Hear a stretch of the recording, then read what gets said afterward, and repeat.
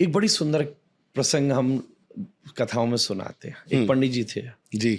भक्त मालूम में प्रसंग आता है। बड़े श्रेष्ठ भक्त, उनके मन में इच्छा हुई कि हम ठाकुर जी का बंगला बनाएं। अच्छा फूल जी। का।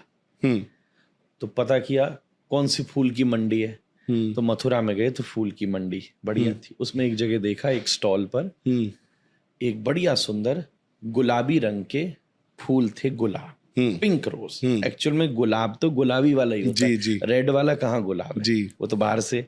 असली गुलाब तो देसी गुलाब तो वही होता है, बड़ा सुंदर लगता है। तो बोले ये गुलाब के बंगले बनाए जाए। तो गए, दाम लगाया। उसी समय उसी मार्केट में अकबर का एक सेनापति घूम रहा था, मंत्री। क्योंकि अकबर का राज था, उसने भी कहा था कि भाई फूल लेके आओ, मेरा महल सजाओ। बाई चांस ये पैसे देते, उसकी भी नजर पड़ गई उसी गुलाबों पर। अच्छा जी। तो बजाय ये गुलाब मुझे देना। तो फूल बेचने वाला बोला कि ये तो मैं दे चुका हूं इनके, इनने इतने रुपए में फिक्स कर लिए। तो वो कहता है कि मुझसे डबल ले ले, फूल मुझे दे।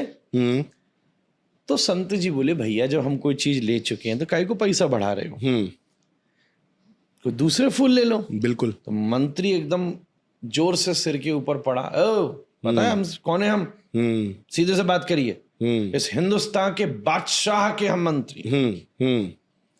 तो संत भी चौंक गया, बोले वाह, एक छोटे से राजा का मंत्री, इस दुनिया के, इस देश के राजा का मंत्री इस अदब से बोल रहा है। तो हम तो ब्रह्मांड के राजा के नौकर हैं। बिल्कुल। तो बोले ठीक है फिर दे के दिखा तू भी। हाँ। तो मानो 10 पैसे बोले, उसने 20 बोले, पुरानी बात है। 50 बोले, बोले 1 रुपया, बोले 2 रुपया, बोले 5 रुपया। बात यहां तक हुई कि बोला 50 रुपया मंत्री, संत जी बोले 100 रुपया। 100 रुपया बहुत बड़ी बात है, बहुत बड़ी। अब तो मंत्री को भी घबराहट हो गई। बोले मैं 100 रुपए के फूल लेके गया तो कोई बादशाह तो मुझे पुरस्कार देगा नहीं। हाँ, बिल्कुल। टांग और देगा उल्टा कहीं। बिल्कुल। तो बोले ये तो गड़बड़ हो गई। तो भाग गया वो। अब फूल बेचने वाला बोला, बोले देखो महाराज, बात की बात होती है, अब तो चाहे फूल फेंकने पड़े, आपको तो 100 रुपए में दूंगा। तो बोले देख मैंने तुझे प्रॉमिस किया, मैं भी लूंगा, पर रुक जा, पैसे तो इतने हैं नहीं। वापस आए, सारी जमीन, आभूषण, सारी जायदाद, सब कुछ जितना था, घर में केवल ठाकुर जी बचे, उनको हाथ में लिया। पत्नी साथ आई। जो कपड़े पहने थे उसमें भी जो कम हो सके सब गिरवी रखे, तो 100 रुपया बना। उस पर भी कुछ उधार लिया। अच्छा जी। लेके उसको दिया।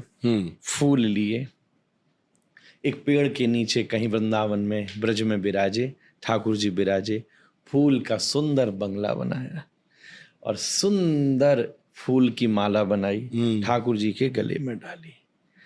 इधर गिरिराज जी में श्रीनाथ जी की सेवा कर रहे थे गोसाई जी।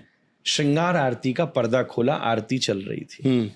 इधर जैसे ही माला डाली, उधर बीच आरती में ठाकुर जी की गर्दन नीचे झुक गई। आंखों से टप टप आंसू बह गए। एकदम बोले जय जय, का भयो? आरती रोक के बोले का भयो ये?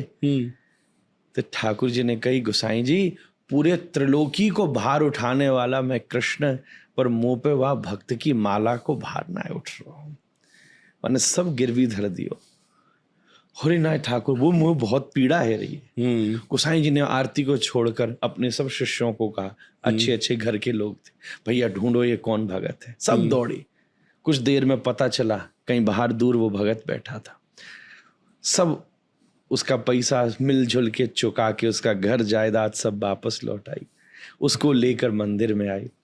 गोसाई जी ने गले में पड़ी हुई ठाकुर जी की माला उतार के जैसे ही उसके गले में डाली, तो ठाकुर जी यूं खड़े थे, तब ऊपर देखकर मंद मंद मुस्कुराए। अरे कोई प्रेम करने वाला आए तो सही, लुटाने वाला आए तो सही।